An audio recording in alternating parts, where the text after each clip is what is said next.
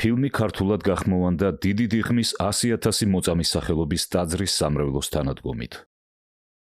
დოკუმენტური ფილმი და ამ დისკის შიგთავსი განკუთვნილია მხოლოდ კერძო ჩვენებისათვის. აკრძალულია მისი რეპროდუცირება, გაქირავება, საჯარო ჩვენება ან ეთერში გადაცემა საავტორო უფლებების მფლობელის ნებართვის გარეშე.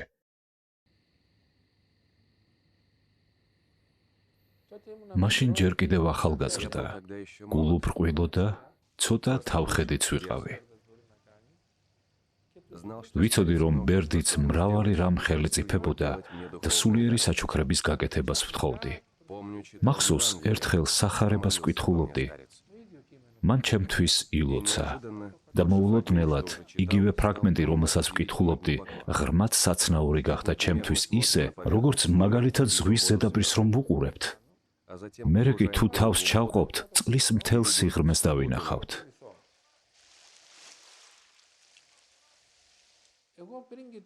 როგორც კი ბერდიდმა თავისი კურთხევა გამომიგზავნა, მთელი სიღრმე, მთელი სიმდიდრე შევიგრძენი.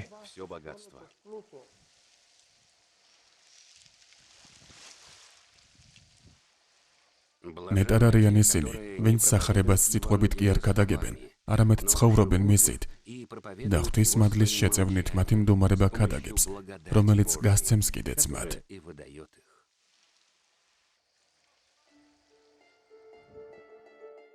ყველასთვის, ვინც სულიერ შეწევნას საჭიროებს.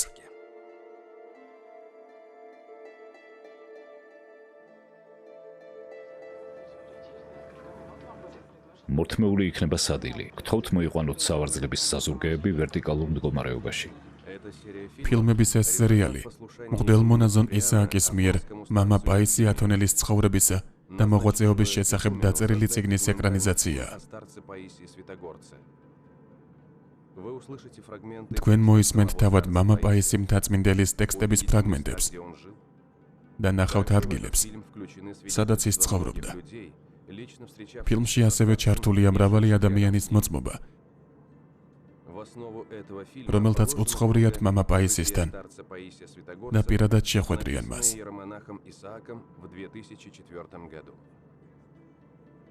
მღვდელმონაზონი ისააკი, მამა პაისი მთაწმინდელის ცხოვრება, მოგზაურობა ავსტრალიაში. ბერდიდი ყვებოდა, თვითმფრინავში უცბად, სიცივე, რაღაც დემონური გამოსხივება ვიგრძენი და ამ დროს ბორტგამცილებელმა გამოაცხადა, რომ პაკისტანის თავზე მივფრინავდით.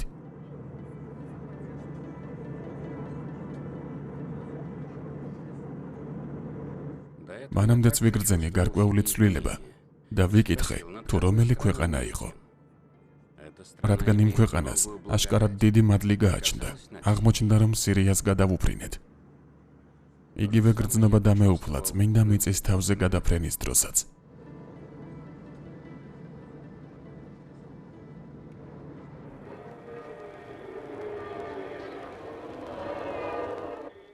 ჩვენ აქ, სირიის დედაქალაქ დამასკოში ვართ, ქრისტიანულ დღესასწაულს, ბზობას ვესწრებით.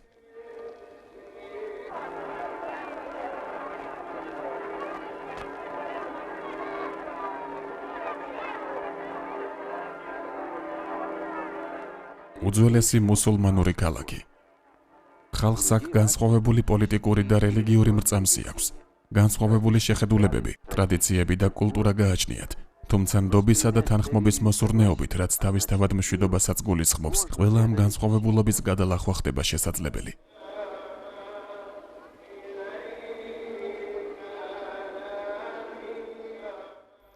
1979 წელი უმნიშვნელოვანესი გამოდგა მამა პაისის სულიერი წარმომავლობისთვის.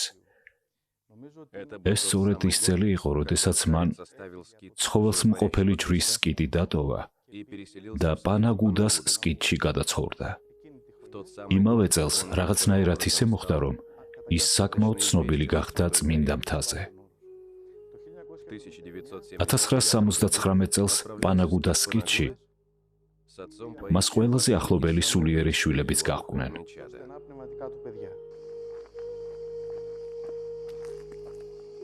პატიოსანი ჯვრის სახელობის კალევაში გაწეული 11 წლიანი ღვაწლის შემდეგ 27 თებერვალს მამა პაისიმ ბერდიდ იოაკიმეს დახმარებით მოღვაწეობისთვის ახალი ადგილი პანაგუდას კელია იპოვა. მიუხედავად იმისა, რომ მამა პაისი მყუდრო ადგილს ეძებდა წმინდა მთის სამხრეთ ნაწილში, ის მომლოცველების გამო მსხვერპლზე წავიდა და ისეთ ადგილას დასახლდა, რომელიც მათთვის უფრო ხელმისაწვდომი იყო, პანაგუდაში. 1979 წლის 2 ივნისის საღამო იყო. ბერდიდს ის იყო გადაეტანა თავისი ნივთები პანაგუდაში და ჯერ ამოლაგებულიც არ ჰქონდა. წუხრის მსახურების შესასრულებლად ემზადებოდა. ბერს, რომელიც ეხმარებოდა, ჰკითხა, თუ რომელი წმინდანის ხსენება აღესრულებოდა შემდეგ დღეს. იმ ბერს არ ახსოვდა და შეჰპირდა, რომ შემდეგი დღისთვის, როცა საქმის გასაგრძელებლად მივიდოდა, ეტყოდა. მალე ის წავიდა, რადგან ბინდდებოდა და ჩქარობდა, რომ არ შემოღამებოდა, რაც შემდგომ მოხდა, ბერდიდი ასე ხვებოდა. თვენი ყუთებში მქონდა ჩაწყობილი. სათვალეს ვეძებდი, რომ მენახა, თუ რომელი წმინდანის ხსენება იყო შემდეგ დღეს, მაგრამ სათვალეს ვერ ვპოულობდი. დრო რომ არ დამეკარგა, წუხრის შესრულება სკვნილზე დავიწყე. თან ვამბობდი, დღის წმინდანო, ევედრეთ ღმერთსა ჩვენთვის.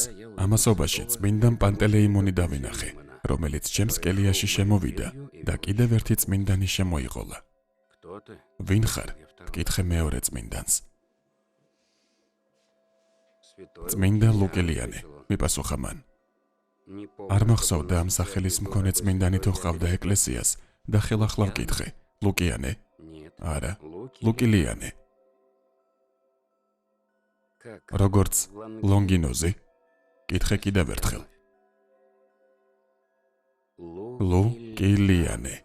მიპასუხა მესამედ წმინდანმა, თან ნელა დამემარცვლა.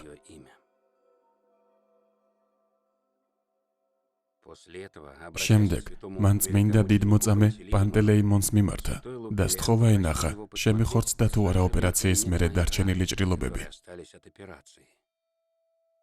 წმინდა პანტელეიმონი ექიმივით თეთრი ხალათით შემოსილი მომიახლოვდა.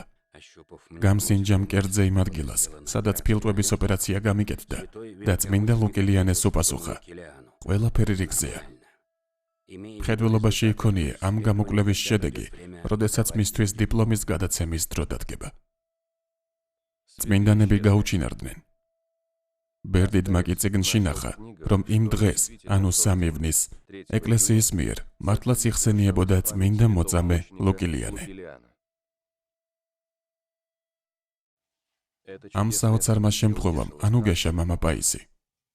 და ის დაღლილობა და აშლილობა განუქარვა, რაც ერთი კელიიდან მეორეში გადასახლებას ახლდა. როცა 6 თვის განმავლობაში მის სიახლოვეში ცხოვრების შესაძლებლობა მომეცა, მაშინ ძალიან მნიშვნელოვან რამეს მივხვდი. თუ როგორ შეიძლება, რომ ღმერთი არამხოლოდ შეკითხვის ან აზრის სახით იყოს ჩვენ ცხოვრებაში, არამედ როგორც პიროვნება. თუ როგორ შეიძლება მასთან ურთიერთობა, ცხოვრება მასთან ერთად, ღებულობდა მისგან და აძლევდა მას. ყოველივე ამას მამა პაისის პიროვნებაში, მის პირად ცხოვრებაში ვხედავდი. ნეტარ არიან, რომელთაც ქრისტე შეიყვარეს სამყაროში ყველაფერზე მეტად, შორს დასცილდნენ ქვეყნიერებას და ჯერ კიდევ დედამიწაზე ცხოვრობენ ღმერთთან ახლოს, 64 სიხარულში. მამა პაისი მარტო ცხოვრობდა თავის კელიაში. მისი ახლო მოწაფეები კი პანაგუდას მახლობლად სხვადასხვა კელიებში ცხოვრობდნენ მცირე ჯგუფებად.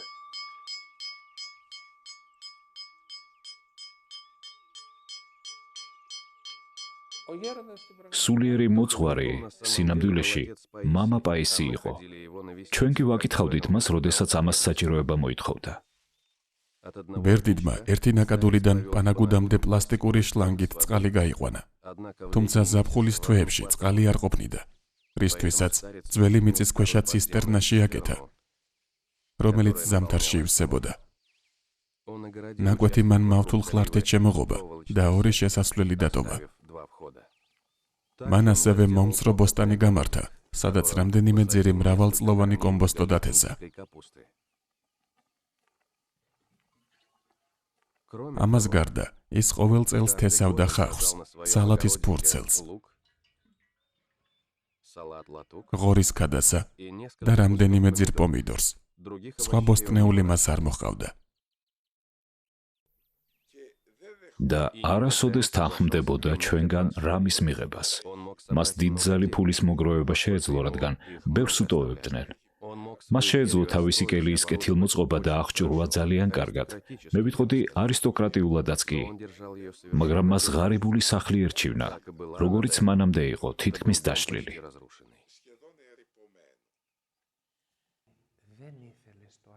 ბერდით პაისის არ სურდა წმინდა მთის ისეთი გათანამედროვება, როგორცაც დღესდღეობით ვხედავთ. უნდოდა რომ წმინდა მთა ნივთიერი და მატერიალური უპოვარებით ყოფილიყო მდიდარი და ორიენტირად თავშეკავება ჰქონოდა. მხოლოდ აუცილებელი, სხვა არაფერი.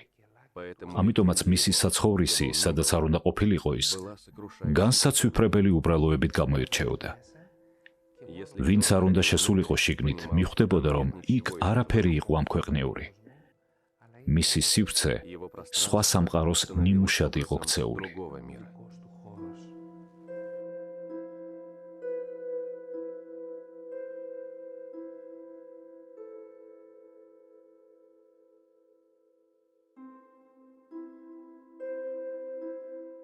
ერში ამბობენ, რომ ბედნიერნი არიან ისინი, ვინც ბროლის სასახლეებში ცხოვრობენ და ყველა პირობა გააჩნიათ, თუმცა ნეტარ არიან ისინი, ვინც მოახერხა თავისი ცხოვრების გაუბრალოება, უამრავი კომფორტისა და დისკომფორტის მქონე ამქვეყნიური პროგრესის წნეხისგან თავის დაღწევა და ჩვენი დროის საშინელი სულიერი შფოთვისგან გათავისუფლება.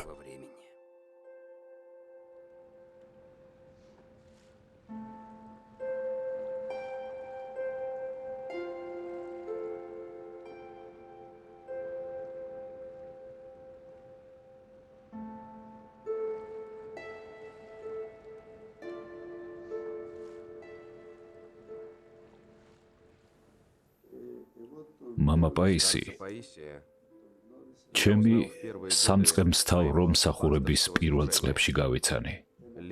ზაფხულში უნივერსიტეტში გამოცდების დასრულების შემდეგ მე და ჩემმა მეგობარმა ეკლესიის მსახურმა ათონის მთაზე წასვლა გადავწყვიტეთ ამ ბერდიდის გასაცნობად, რადგან მასზე მრავლას ყვებოდნენ. კარიერში ჩასულებს ბერმა, რომელსაც ჩვენ მის შესახებ ვკითხეთ, გვითხრა, აი ბერდიდი პაისი. ის ჩვენგან რამდენიმე ნაბიჯში იდგა. მხრებზე მოკიდებული ზურგშანთით. როგორც ჩანდა, საყიდლებზე იყო ჩასული, თავის საქმეებზე და უკვე თავის კელიისკენ დაბრუნებას აპირებდა.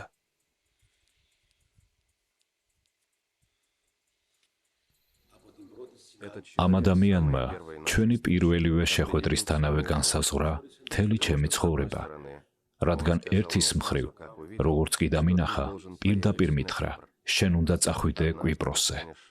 ერთხელაც შენ კვიპროსის ეკლესიის წარმომადგენელი გახდები და მონასტრების შენება მოგიწევს. გაშტერებული ვუყურებდი, რადგან მაშინ 18-19 წლის ყმაწვილს ჯერ კიდევ არ მქონდა ბერობა გადაწყვეტილი. მაშინ ჯერ იურიდიულზე ვსწავლობდი. მახსოვს ერთხელ საღამოს, როგორ გამხადა ღმერთმა ღირსად მიწვეული ყოფილიყავი მის კალივაში, რათა ღამის ღვთისმსახურებაზე მეგალობა მასთან ერთად მისი კალივის პატარა ტაძარში. მე ბიზანტიური გალობით ვიყავი დაკავებული და ბერდიდმა იცოდა ამის შესახებ. ეს იყო განუმეორებელი გამოცდილება, რომელიც მთელი ცხოვრება მემახსოვრება. მემახსოვრება ის ღამე, როცა დრო გაჩერდა და ვერც კი მივხვდი, როდის დაიწყო და როდის დამთავრდა მსახურება. შუაღამიანი ღვთისმსახურება იყო და ჩვენს კელიაში თავად მამა პაისი და მთელი მისი გარემოცვა შეიკრიბა. იმ დროისთვის სირიიდან 3 ბერი იყო ჩამოსული, რომლებიც ჩვენს კელიაში მივიღეთ. მათ სირიაში მონასტრის დაარსება უნდოდათ, თუმცა ვერაფრით მიმხვდარიყვნენ, ვინ იყო ეს მამა პაისი, ან რატომ უნდა ეკითხათ რამე და დაეჯერებინათ მისთვის. ამიტომ ეჭვები სტანჯავდათ. როდესაც შუაღამის მსახურება დასრულდა, ხალხის დიდი ნაწილი წავიდა. დარჩნენ მხოლოდ იქ მცხოვრებნი და ის სამი სირიელი. მაშინ მათ გვიანბეს, რაც შეემთხვათ. როცა ჯერ კიდევ მსახურება მიდიოდა, ერთ-ერთ მათგანს უკან გაუხედავს ოთახისკენ, სადაც მამა პაისი იმყოფებოდა და დაუნახავს უცნაური ნათლით მოცული მლოცველი ბერდიდი, რომელიც მიწიდან ოდნავ ზე აწეულიყო. მეორე სირიელს შეუნიშნავს მისი გაოცება და მიბრუნებულს თავადაც დაუნახავს მამა პაისი იმავე მდგომარეობაში. ჩვენ დანარჩენები ვერაფერს მივხვდით. ეს იყო ღვთისსაჩუქარი იმ ადამიანებისთვის, რათა მიმხვდარიყვნენ, თუ ვინ არის მამა პაისი და რატომ უნდა დაეჯერებინათ მისი. ამას ისინი დიდი გრძნობით ცრემმორეულები ყვებოდნენ. ბედნიერნი არიან, ამბობენ ნერში, კოსმონავტები, რომელნიც მთვარის გარშემო ფრინავენ. თუმცა ნეტარ არიან უხორცონი, ქრისტეს სამოთხე ნავტები, რომელნიც ღმერთთან აფრინდებიან და მუდმივად სამოთხეში, მათ მუდმივ სამყოფელში ტრიალებენ. გადაადგილების ყველაზე სწრაფი საშუალების მეშვეობით, რომელსაც არ ჭირდება ბევრი საწვავი, მხოლოდ ერთი ორწყობილა ყოფნის.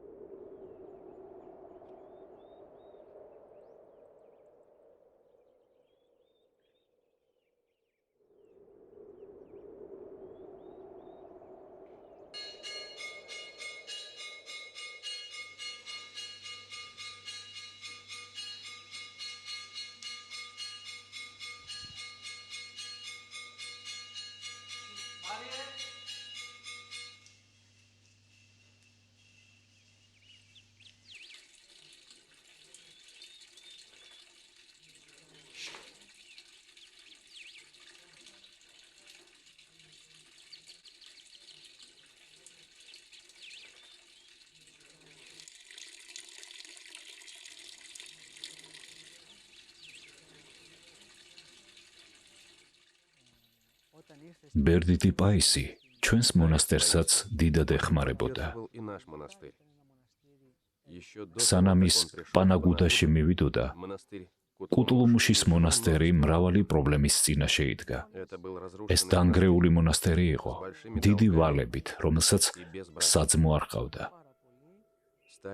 მამა პაისი ძალიან დიდ მხარდაჭერას გვიწევდა.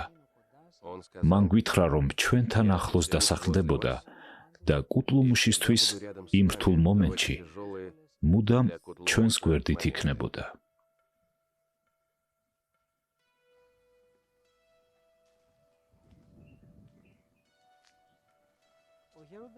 მამა პაისის ჩვევად ჰქონდა ჩვენთან დიდ დღესასწაულებსა და კვირის შუაღამიან მსახურებებზე მოსვლა. მას როგორც წესი, სასწაულთმოქმედი ხატის ყოვლად მოწყალე მეოხის სახელობის ტაძარში თავად ამ ხატის წინ მდებარე სტასიდიასთან ნახავდით. საკმაოდ დიდი ხანი, 40 დღეზე მეტი არ გამოჩენილა. მისი კალივის კარები ჩარაზული იყო და მომლოცველებსაც არ უღებდა. როცა ამის შესახებ მამა ქრისტოდულემ გაიგო, შეშფოთდა, იგრძნო, რომ რაღაც მოხდა. ერთ დღესაც იგი თავად გაემართა მამა პაისის კალივისკენ.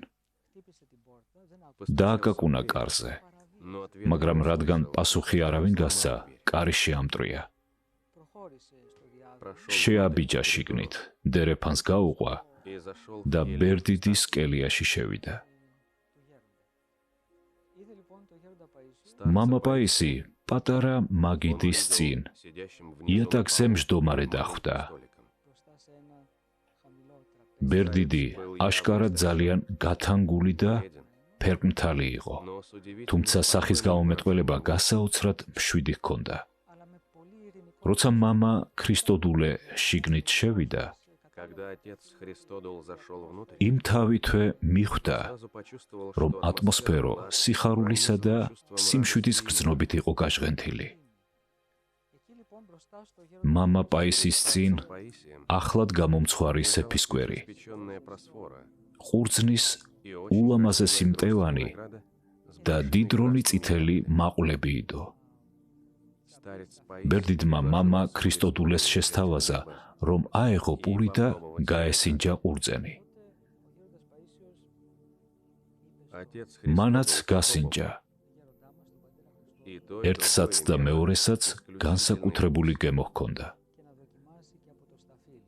მაშინ მამა პაისიმ გაუმხილა და აუხსნა მამა ქრისტოდულეს, რომ ის ყველაფერი სულ ცოტა ხნით ადრე თავად ყოვლადწმინდა ღვთისმშობელმა მიართვა. მამა ქრისტოდულემ სრულიად სპონტანურად კითხა მამა პაისის, თუ როგორი იყო დედა ღვთისა.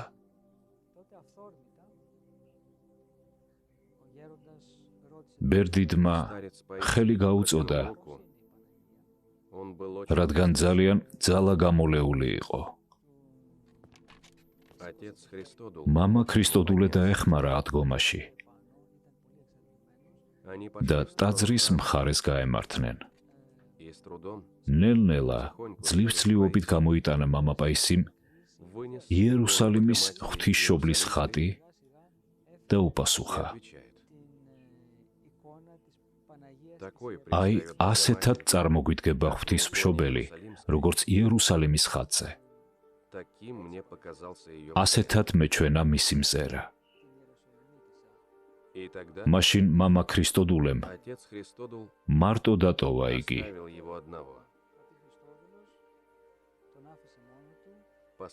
რადგან მიხვდა, რომ ასეთ გარემოებებში ძალიან ყურადღებით ყოფნა საჭირო.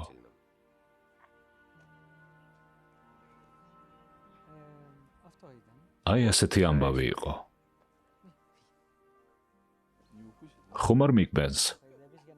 არაა საჭირო მოფერება, წავიდეს.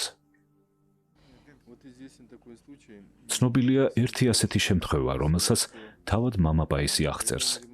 როდესაც ის პანაგუდას კალივაში სახურავს არემონტებდა, როგორც კი სახურავზე ავიდოდა, ვიღაც მოდიოდა და სარკმელზე დააკაკუნებდა.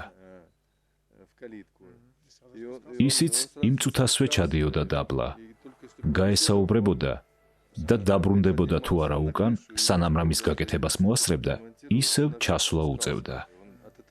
წუხდა, რომ კანონის შესრულების გადადება ღამისთვის უხდებოდა, მაგრამ მაინც როცა ადამიანი მიდიოდა, ლოცვით კანონსაც და საყოფაცხოვრებელ მორჩილებასაც გადადებდა ხოლმე. ადამიანი მისთვის უფრო მაღლა იდგა. ჩვენ ვიცით, რომ ბერდიდი თითქმის მთელი ღამე ფხიზლობდა.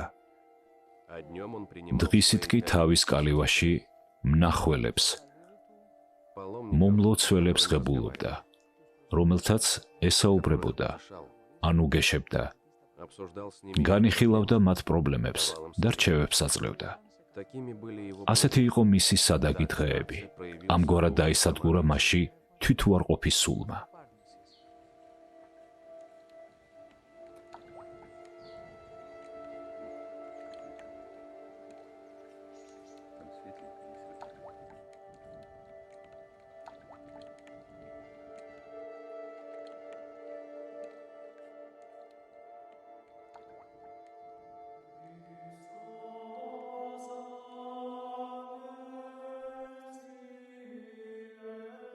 $1982 წელს ბერდიდმა წმინდა მიწა მოილოცა და სიწმინდეებს მიემთხვია. ეს იყო მისი პირველი და ერთადერთი მომლოცველობითი ჩასვლა იერუსალიმში.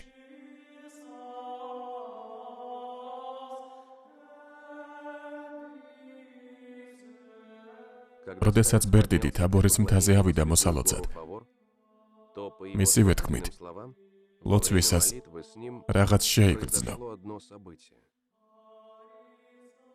და მერე თაბორის ტაძრის დარაჯს ზუსტი ადგილი უჩვენა, სადაც მაცხოვრის ფერის ცვალება მოხდა.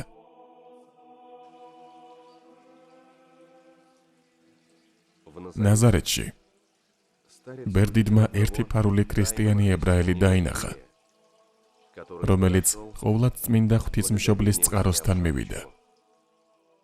მოწიწებით მოიხადა ქუდი და ნაკურთხი წყალი დალია. თან ცდილობდა შეუმჩნეველი დარჩენილიყო. მამა პაისი ამბობდა, ებრაელებს შორის მრავლად არიან ფარული ქრისტიანები, რომლებსაც ეშინიათ თავიანთი რწმენის აღიარება, რათა დევნილნი არ შეიქნან. მომავალში კი კიდევ უფრო მეტი ებრაელი მოინათლება და ჩვენი საუკეთესო მეგობრები გახდებიან. ის აღტაცებით საუბრობდა იმ მოსაზღვრო მადლზე, რომელიც წმინდა მიწაზეა მოფენილი, განსაკუთრებით გოლგოთასა და მაცხოვრის ყოვლადწმინდა საფლავზე. ყველა ვინც მამა პაისის ხვდებოდა, უკან სხვა ადამიანად ბრუნდებოდა. ერთხელ ათენში კათოლიკე მღვდელს შეხვდი. ათორსოსი ერქვა, ჩრდილო იტალიიდან იყო, რომელმაც მამა პაისისთან შეხვედრა მთხოვა. ვცადოთ მეთქი უპასუხე და მამა პაისის უთხარი, რომელიც დამეთანხმა, ათენის მახლობლად ქალაქ კოროპიში, წმინდა სამების სახელობის მონასტერში შეხვდნენ. ის მღვდელი ცოტა მოწყენილი ადამიანი ჩანდა, ეტყობოდა რაღაც სევდა ჰქონდა. როდესაც იქიდან გამოვიდა, სახე სიხარულისგან უბწყინავდა. ვეკითხები, როგორი იყო? მას გაგონილი ჰქონდა, რომ ათონის მთაზე კათოლიკეებს მკაცრად ექცევიან. ის კი პასუხობს, იცი, ხელზე მაკოცა. მე მას ვკითხე, რა უნდა ვქნათ მეთქი კათოლიკეებმა? რაზეც მიპასუხა, თქვენთან მეტი წილი ადამიანურ მდგენელს უჭირავს, რისგანაც უნდა გათავისუფლდეთ და ღვთიურით ჩაანაცვლოთო. და ის მართალია, მე ვუთხარი, რომ მომავალში ასე ვიზამ და ბევრ სხვა პირად რამეებზეც ვესაუბრე. მამა პაისისთან შეხვედრის შემდეგ სრულიად ახალი ადამიანი გახდა ის მღვდელი. ბედნიერნი არიან ისინი, ვისაც აქვს კარგი შემოსავალი, დიდი სახლები, ამბობენ ერის ადამიანები, რადგან მათ ყველა შესაძლებლობა გააჩნიათ და რაც ნებავთ იმას აკეთებენ. თუმცა ნეტარ არიან ისინი, რომელთაც აქვთ პატარა ოთახები, სადაც როგორც ღვთივგანბრძნობილი პავლე მოციქული ამბობს, შეიძლება შეკეტვა და ამას ოფლის ამაოებისგან გაუცხოვება. ხოლო მიწას იყენებენ საყრდენად ფეხებისთვის, როგორც ღვთის შვილები. მაშინ, როცა მათი გონება მუდმივად იმყოფება მათ კურთხეულ მამასთან, ღმერთთან ცაში.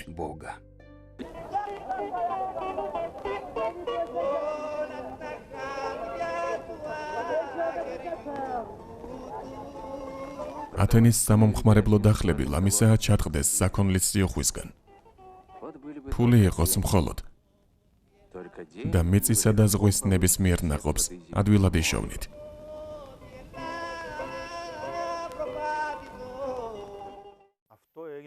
ეს ძალიან ბევრი წლის წინ მოხდა. ჩემს მეგობარს ძალიან სერიოზული ოჯახური პრობლემები ჰქონდა. ვიღაცამ მას მჩიბავთან წასვლა ურჩია. სამწუხაროდ ამგვარად მან თავი ამოჰყო ბოროტისულის მახეში. ჯადოსანმა ჩემს მეგობარს რაღაც სითხით სავსე შუშა მისცა და უთხრა, რომ მიებყურებინა და 3 თვის განმავლობაში საერთოდ არ ებანავა. იმ წუთიდან მის სახლში უცნაური მოვლენები დაიწყო. კარები თავისით იღებოდა და იხურებოდა, ტელევიზორიც მისით ირთვებოდა და ითიშებოდა. ერთ ღამეს, როგორც კი ჯადოსანის დანიშნულება შეასრულა, იმ წუთასვე თითქოს მისი თმა გაცოცხლდაო, აშრიალდა და ცხვირსა და ყურებში დაუწყო შეძრომა. იგი ძალიან შეშინდა, საწოლიდან წამოდგა, ისხურა ნაკურთხი წყალი და ყველაფერი უმალ შეწყდა. ამ ამბიდან რაღაც დროის გასვლის შემდეგ მისმა თესალონიკელმა ნათლი მამამ მას მამა პაისისთან წასვლა შესთავაზა, რათა მისი პრობლემების შესახებ ეამბა. მანაც თქვა, რომ საწინააღმდეგო არაფერი ჰქონდა და აი წავედით მამა პაისისთან. როდესაც მის კელიასთან მივედით, ახლო-მახლო 70-მდე მომლოცველი იდგა. როცა ეს ხალხი დავინახე, ვიფიქრე, რომ ყველას მიღებას ვერ მოახერხებდა. მხოლოდ კურთხევის აღებაც კი დაღამებამდე ვერ მოესწრებოდა. ამ დროს გამოვიდა მამა პაისი, მზერა შემოგვატარა ყველას და სახელების მითითებით, მე პირადად საიდან დავცნობოდი, მოგვიხმო თავისთან. შენ და შენ. 4 კაცი ამოგვარჩია. დაგვსვა კელიაში და ისე რომ ჩვენგან არაფერი მოусმენია, თავად დაიწყო იმ პრობლემებზე განმარტებების მოცემა, რომლითაც ვიყავით მისულები. პირველს უთხრა, შენ ხელზე გაქვს პრობლემა, რაც იმითაა გამოწვეული, რომ რაღაც ასმელი შეგაპარეს, როცა შენს კამპანიასთან ერთად იყავი დასალევად. სწორედ მაშინ დაგეწყო ყველაფერი. მეორეს უთხრა, რომ მას ნარკოტიკების მოხმარება ჰქონდა დაწყებული. მყისიერად აღმოჩნდები სამარეში თუ არ შეეშვები. დაუყოვნებლად უნდა დაანებო თავი. მესამეს არ მახსოვს რა ურჩია. ჩემს მეგობარს კი სიტყვით ეს უთხრა. შენ ჩემო ძირფასო, სერიოზული უსიამოვნება გაქვს, ჯადო გაქვს გაკეთებული. როდესაც დაბრუნდები და მიხვალ სახლში, კიბეებთან რომ 4-კუთხედი ქვის ფილაა, ის ასწიე და პატარა ქისას იპოვნი. რომელიც არის კიდეც შენი ჯადო. აიღე ის ქისა და დაწვი. კიდევ აი ამას გთხოვ. იმისათვის რომ მომავალში პრობლემები აღარ გქონდეს, დღეში 10 წუთი დაუთმე ღმერთს. საბოლოოდ მან გადაწყვიტა, რომ თავის ცხოვრებას ადამიანებს მიუძღვნიდა. ანუ სანამ ცოცხალი იქნებოდა, დაეხმარებოდა მათ რჩევებით. დაამშვიდებდა მასთან მიმსვლელ სულიერი ტკივილის მქონედ. ბერდიდის დარიგებები სულ სხვანაირი იყო, არა ისეთი, როგორცაც ჩვეულებრივ წიგნებში ამოვიკითხავთ ხოლმე. ყოველთვის მოჰყავდა მაგალითები საკუთარი ცხოვრებიდან, განსაკუთრებით მის საერო პროფესიასთან დაკავშირებული. ასევე ხშირად იყენებდა მაგალითებად ჯარში, კავშირგაბმულობის სპეციალისტად მუშაობისას მიღებულ გამოცდილებას. ყოველთვის იყო მაგალითები საყოფაცხოვრებო ყოველდღიურობიდანაც. ცხოველი, მცენარე, რაიმე შემთხვევა, ღრუბელი, რომელსაც უცებ შენიშნავდა და ასე შემდეგ. თანაც მისი დარიგებები მუდამ სასარგებლო, სასწავლებელი და ხატოვნად მოწოდებული იყო. ბერდიდი არ იყო განათლებული, მან მხოლოდ დაწყებითი სკოლის დასრულება მოასწრო, მაგრამ ძალიან ბევრი იცოდა და საბოლოო ჯამში ძალიან ჭკვიანიც იყო. თანაც მისი ჭკუა არ იყო ფსევდო განათლებულობით შელახული.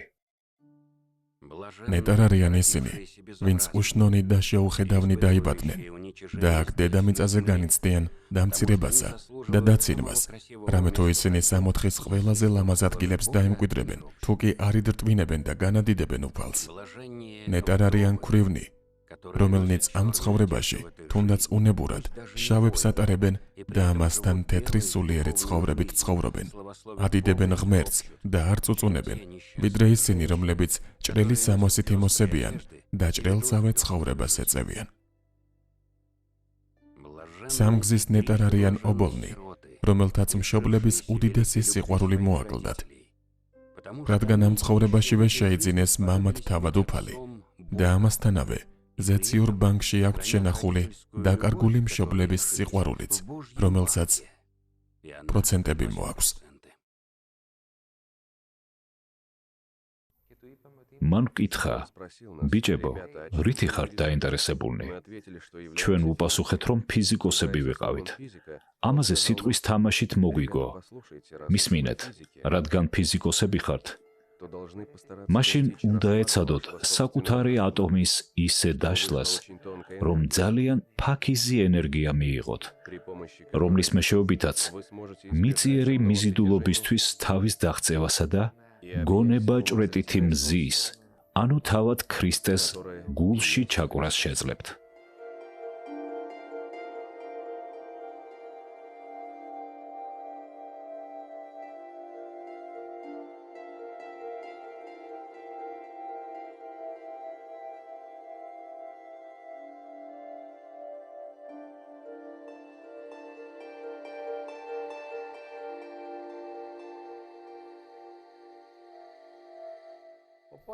ერთ საღამოს მასთან კელიაში მივედი. ეზოს უკანა მხარეს ვიმყოფებოდით. ხელი მომკიდა და მომღიმარი მეკითხება. იქნებ რაიმე სულიერი საჩუქარი გინდა?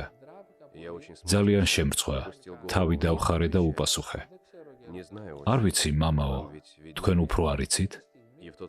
და იმ წამსვე სულში ჩაღვრილი სითბო ვიგრძენი. არანაირ შედარებას და მეტაფორას არ ვიყენებ. ეს ცხადი, რეალური მოვლენა იყო. გული გამithბა, გამიხურდა და ძლიერ გრძნობას განიცდიდა.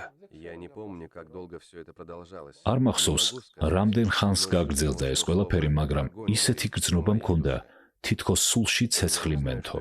არ ვიცი რა იყო ეს, მაგრამ ეს ლოცვის უდიდესი სტიმული გახდა, რადგან იმ მომენტში მე ლოცვას წარმოვთქვამდი.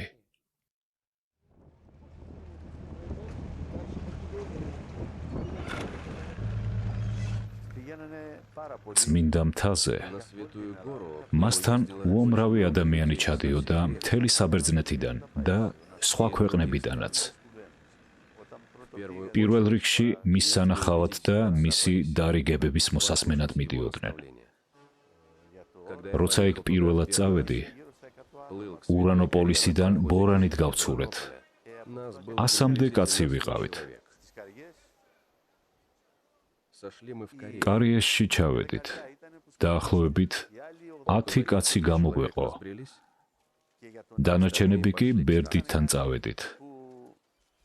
ახალგაზრდებისთვის ის რაღაც წმინდა სინათლის მსგავსი, უბრალოდ ჭეშმარიტების განსახიერება იყო. ის ჩვეულებრივ რამეებზე სულ უბრალო სიტყვებით საუბრობდა. მას არ ჰქონდა მიღებული დიდი განათლება, მხოლოდ დაწყებითი სკოლა ჰქონდა დამთავრებული. მაგრამ რასაც საუბრობდა, სარგებლის მომტანი იყო ყველასთვის. ნეტარ არიან ისინი, ვინც ხარობს მაშინ, როდესაც უსამართლოდ განსჯიან და არა მაშინ, როდესაც სამართლიანად აქებენ მათი სათნო ცხოვრებისათვის. სწორედ ამაში ვლინდება სიწმინდის ნიშნები და არა მხოლოდ დაუსრულებელ, მშრალ, ხორციელ ღვაწლში, რომელიც თუ სიმდაბლითა და საკუთარ თავში ძველი კაცის დათგურმის მიზნით არ აღესრულება. მხოლოდ ადამიანებზე მცდარი შთაბეჭდილების მომხდენია და სხვა არაფერი.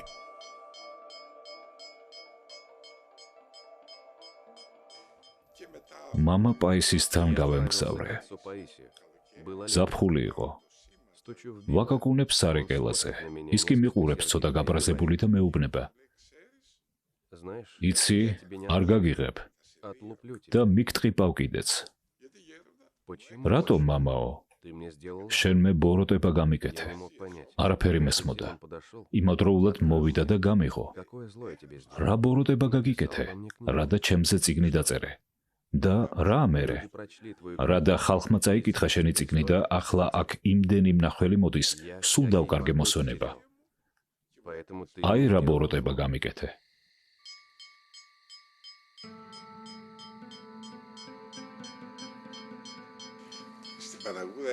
ასე ხდებოდა პანაგუდაში.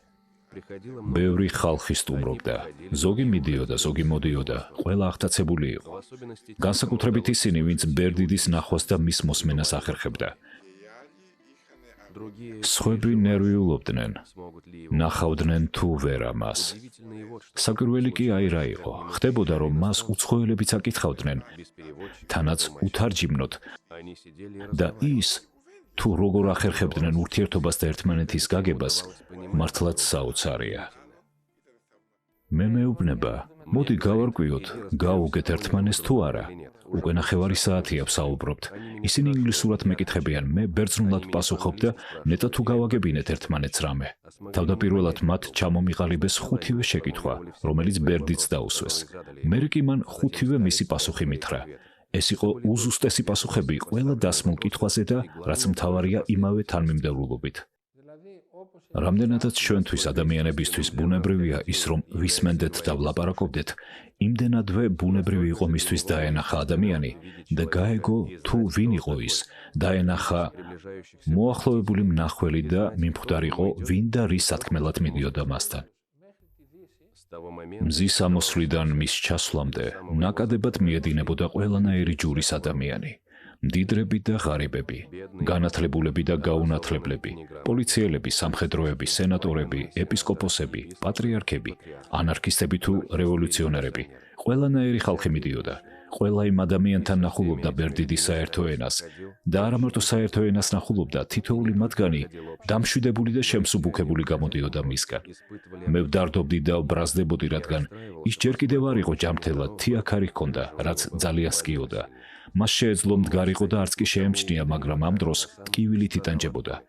ბერდიდი მიმიხვდა და ერთ დღეს მეუბნება: „არი დარდო ათანასე, მე ხომ ვიცი ვინ არიან და რისთვის მოდიან ჩემთან, როგორი პრობლემები აქვთ და რა რჩევა სჭირდებათ. ყველა მათგანი ვიცი ჯერ კიდევ მათ მოსვლამდე და მიხარია რომ ვეხმარები. მაგრამ ის რაც მღლის არის ისეთი უცნაური ადამიანების მოსვლა, რომლებიც ყოველგვარ სისულელეს მეკითხებიან.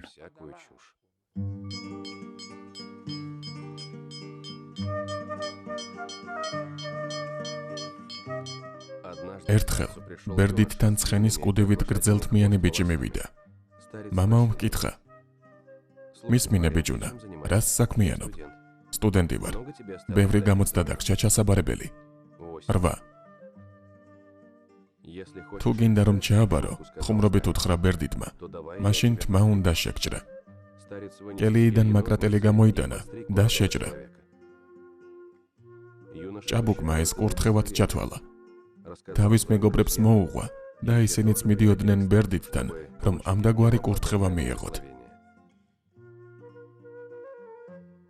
ბევრი აღკვეცა ჩავატარე, იცინოდა იგი. მამაო, ეკითხებოდნენ მას, რას უშვებით მათ თმებს? ვაგროვებ და მელოდებს ვუნერგავ, ღიმილით პასუხობდა იგი.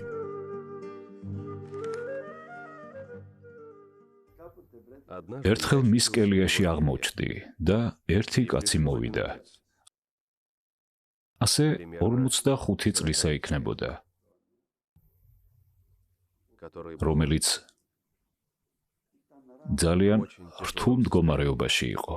ტიროდა, იტანჯებოდა. ბერდიდი ეუბნება: „რა გჭირს კურთხეულო ადამიანო?“ ის ყოველთვის იყენებდა ამ სიტყვას: „რა გჭირს კურთხეულო ადამიანო?“ და მან უამბო, რომ მისმა 17 წლის ვაჟმა თვითმკვლელობა ჩაიდინა. მეხუთე თუ მეათე სართულიდან გადმოხდა. და ის რომ მოკვდა, ამბობდა მამა, შემიძლია გადავიტანო, მაგრამ ის რომ იგი ჯოჯოხეთშია, ეს არ შემიძლია. მაშინ გაეღიმა ბერდიდს. ის კაცი თვალებში უყურებდა.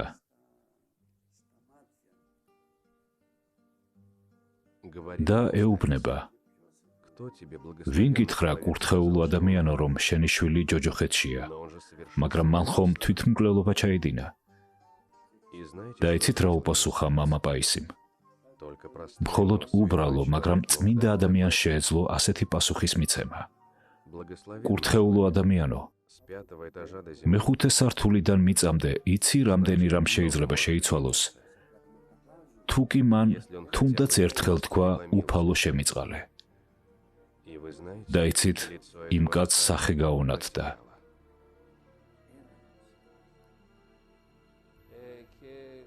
მახსოვს,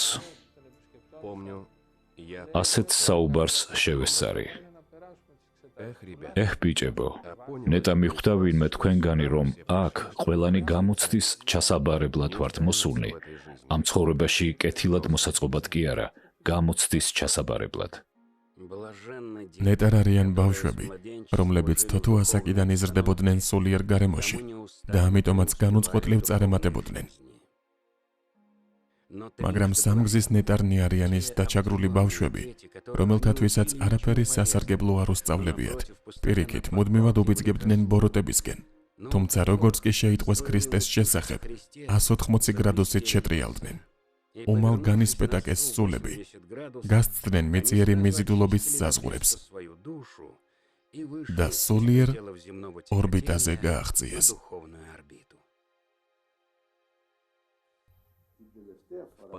როცა ბოლოს ვნახე ათონის მთაზე, იქ მის კელიასთან ჭა იყო.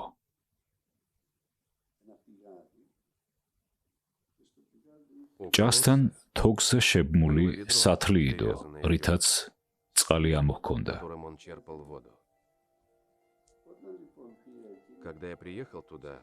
მახსოვს ნოემბერი იყო. ნისლი იყო და წვიმა წვრილად ცრიდა.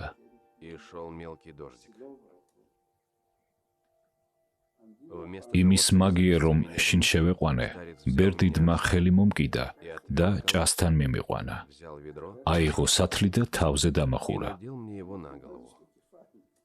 რაღა თქმა უნდა, სათლმა სახე დამიფარა. მან წამოწია ის და მეუბნება.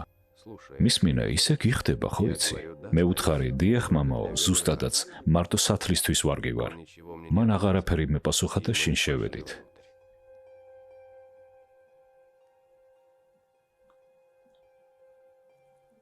ძალიან კარგად დამამახსოვრდა სიტყვები, რომელსაც ჩვენ გვეუბნებოდა. როდესაც ღმერთის წინაშე წარსდგებით, არ შეგეშინდეთ. ეს ძალიან მნიშვნელოვანი სიტყვებია ჩემთვის.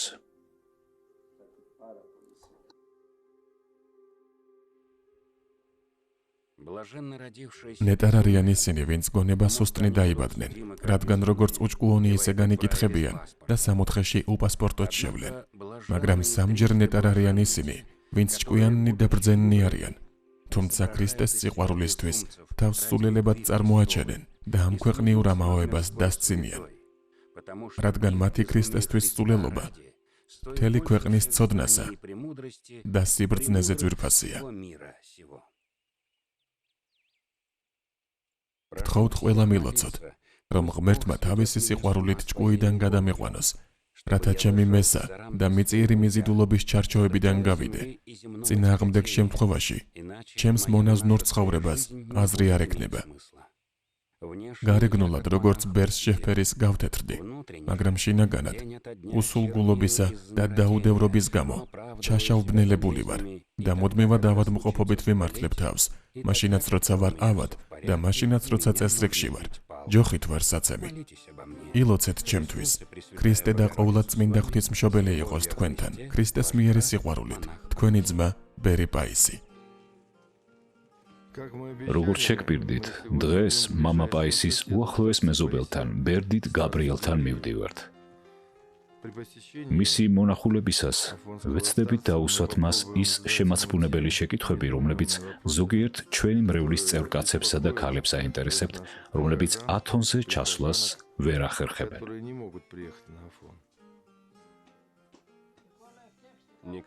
ნიკოლოს, მიდით ყავა გაიკეთეთ. მამაო, დაგვლოცეთ, ჩვენ წავალთ. მამა ქრიზოსტომესთან წავალთ, შევჭამთ. იცით რას ვიზამთ? ჩვენ წავალთ მამა ქრიზოსტომესთან საჭმელად. ანასტასი და პეტრასი დარჩებიან, ხაზი რომ გაიყვანონ. მამა გაბრიელ, ხშირად გადიოდით თქვენს მეზობელთან? დიახ, როცა მიჭირდა და რჩევა მჭირდებოდა, მივდიოდი. 1000 ბერი რომ გამოწუროთ, ახლა 1000-ზე.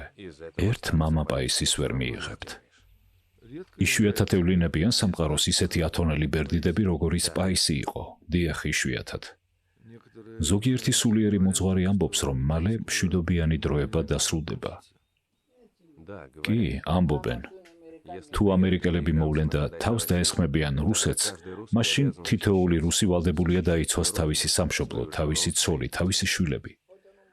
ყოველთვის, როცა უცხო ქვეყანა ესხმის მეორეს, ეს კურთხევის საწინააღმდეგოა. მამა გაბრიელ, როგორ მივხვდეთ ღვთისნებას? როგორც ეკლესიის მამები ამბობენ, ღმერთი ყოველთვის პასუხობს სამნაირად.